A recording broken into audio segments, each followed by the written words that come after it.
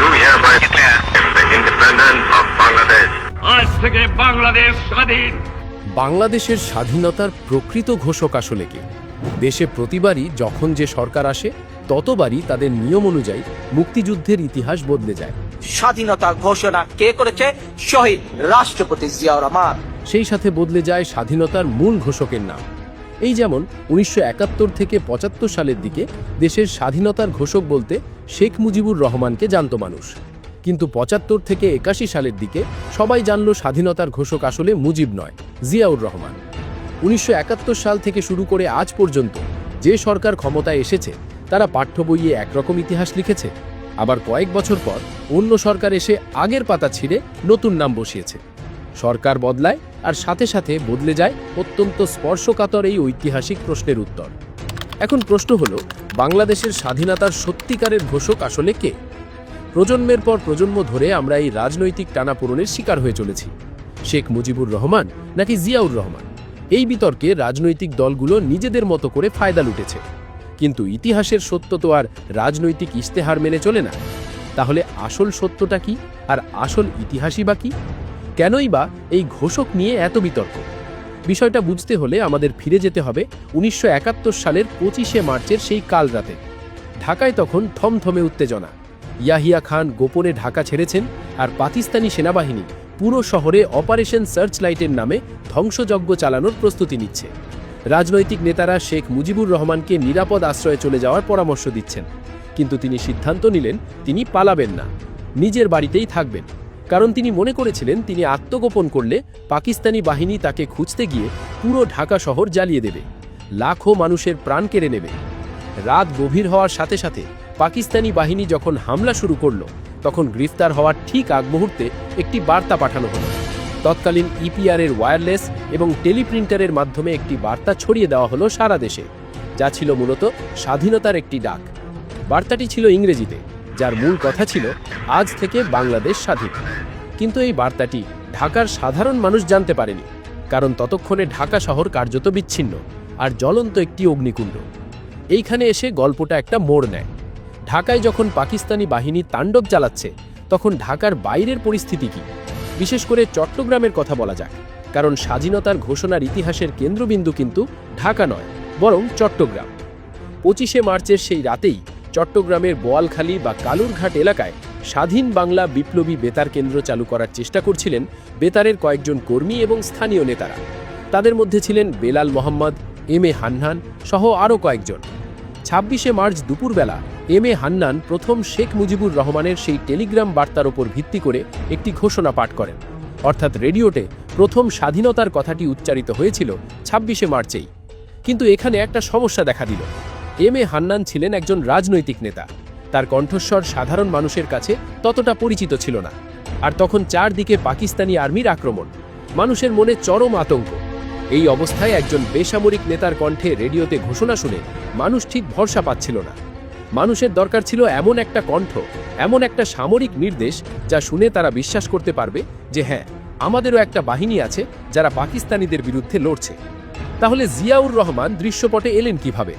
এই প্রশ্নের উত্তর খুঁজতে আমাদের যেতে হবে ২৭শে মার্চে। কিন্তু তার আগে ছোট্ট একটা বিরতি দিয়ে বোঝার চেষ্টা করি ২৭শে মার্চ জিয়াউর রহমান ঠিক কোথা থেকে এবং কিভাবে ওই রেডিও স্টেশনে এসে পৌঁছালেন। ২৫শে মার্চ রাতে চট্টগ্রামের ১৬ শহর এলাকায় মেজর জিয়াউর রহমান তার পাকিস্তানি কমান্ডিং অফিসারের অধীনে কর্মরত ছিলেন। যখন তিনি জানতে পারলেন যে পাকিস্তানি বাহিনী বাঙালিদের উপর আক্রমণ শুরু করেছে এবং তাকেও নৌবন্দরে অস্ত্র খালাস করার জন্য পাঠানো হচ্ছে, যা মূলত তাকে সরিয়ে দেওয়ার একটা ফাঁদ ছিল, তখন তিনি তাৎক্ষণিক সিদ্ধান্ত নেন। তিনি তার পাকিস্তানি কমান্ডিং অফিসারকে গ্রেফতার করেন এবং তার অনুগত বাঙালি সৈন্যদের নিয়ে বিদ্রোহ করেন। এরপর তিনি তার বাহিনী নিয়ে পটিয়ার দিকে চলে যান। ২৭শে মার্চ সন্ধ্যায় বেতার কেন্দ্রের কর্মীরা এবং স্থানীয় কয়েকজন রাজনৈতিক নেতা মেজর জিয়াউর রহমানকে খুঁজে বের করেন। তারা তাকে অনুরোধ করেন যে আপনি একজন বাঙালি সামরিক অফিসার, আপনার কণ্ঠে যদি রেডিওতে কিছু বলা যায় তবে সাধারণ মানুষ এবং অন্য বাঙালি সৈনিকরা অনেক বেশি সাহস পাবে। জিয়াউর রহমান রাজি হলেন এবং কালুরঘাট বেতার কেন্দ্রে এলেন। সেখানে বসে একটি ড্রাফট তৈরি করা হলো। প্রথম যে ঘোষণাটি তিনি পাঠ করেছিলেন, সেখানে তিনি নিজেকে রাষ্ট্রপ্রধান হিসাবে উল্লেখ করে স্বাধীনতার ঘোষণা দিয়েছিলেন। কিন্তু একটু পরেই উপস্থিত রাজনৈতিক নেতারা বুঝতে পারেন যে শেখ মুজিবুর রহমান তখন অবিসংবাদিত নেতা। 70-এর নির্বাচনে তিনি নিরঙ্কুশ সংখ্যাগরিষ্ঠতা পেয়েছেন। তার নাম ছাড়া ঘোষণা দিলে আন্তর্জাতিক পরিমণ্ডলে এটি একটি বিচ্ছিন্ন সামরিক অভ্যুত্থান হিসাবে গণ্য হতে পারে, যা মুক্তিযুদ্ধের জন্য ক্ষতিকর হবে। তখন জিয়াউর রহমান নিজেই বুঝতে পারেন বিষয়টি। এরপর একটি সংশোধিত খসড়া তৈরি করা হয় এবং তিনি পুনরায় ঘোষণাটি পাঠ করেন।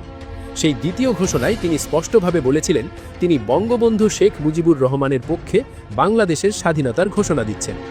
27শে মার্চের ঘোষণাটির প্রভাব ছিল বিশাল।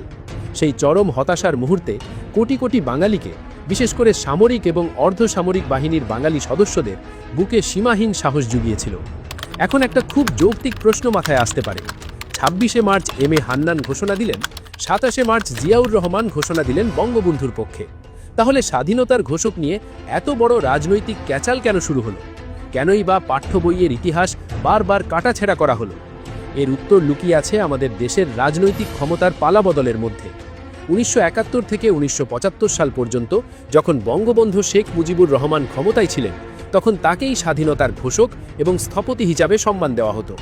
1975 সালে মুজিব হত্যার পর যখন রাজনৈতিক পটপরিবর্তন ঘটে এবং পরে জিয়াউর রহমান ক্ষমতায় আসেন, তখন ইতিহাসকে কিছুটা জিয়া কেন্দ্রিক করার চেষ্টা শুরু হয়। এরপর 1981 থেকে 1990 সাল পর্যন্ত এরশাদ সরকারের আমলে আবার ভিন্ন সমীকরণ দেখা যায়। সবচেয়ে বড় পরিবর্তনগুলো শুরু হয় 90-এর দশকের পর থেকে, যখন গণতান্ত্রিক শাসন ব্যবস্থা ফিরে আসে এবং আওয়ামী লীগ এবং বিএনপি পর্যায়ক্রমে ক্ষমতায় বসতে শুরু করে। 1991 থেকে 1996 সাল পর্যন্ত যখন বিএনপি ক্ষমতায় থাকে, তখন পাঠ্য বইয়ে স্বাধীনতার ঘোষক হিসাবে জিয়াউর রহমানের নাম প্রতিষ্ঠিত করা হয়। এরপর 1996 সালে আওয়ামী লীগ ক্ষমতায় এলে আবার সেই ইতিহাস পরিবর্তন করে শেখ মুজিবুর রহমানের নাম যুক্ত করা হয়। 2001 সালে আবার বিএনপি ক্ষমতায় আসে এবং আবারও পাঠ্য বইয়ে ফিরে আসে জিয়াউর রহমানের নাম। 2006-এর পর থেকে লম্বা সময় ধরে আবার আওয়ামী লীগ ক্ষমতায় থাকলে তারা পাঠ্য বইয়ে শেখ মুজিবুর রহমানকে একমাত্র ঘোষক হিসেবে প্রতিষ্ঠিত করে। আর 2024 সালের পটপরিবর্তনের পর আবারও সেই পুরনো বিতর্ক নতুন করে সামনে আনা হচ্ছে।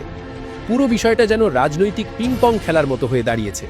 ক্ষমতার চেয়ারে যে দল বসেছে, মাইক আর কলম তাদের হাতে চলে গেছে। তারা ইতিহাসকে এমনভাবে উপস্থাপন করেছে যেন অন্য পক্ষের কোনো অবদানই নেই। আওয়ামী লীগ যখন ক্ষমতায় থাকে, তখন তারা এমনভাবে ইতিহাস লেখে যেন 27শে মার্চ জিয়াউর রহমানের ঘোষণার কোনো গুরুত্বই ছিল না।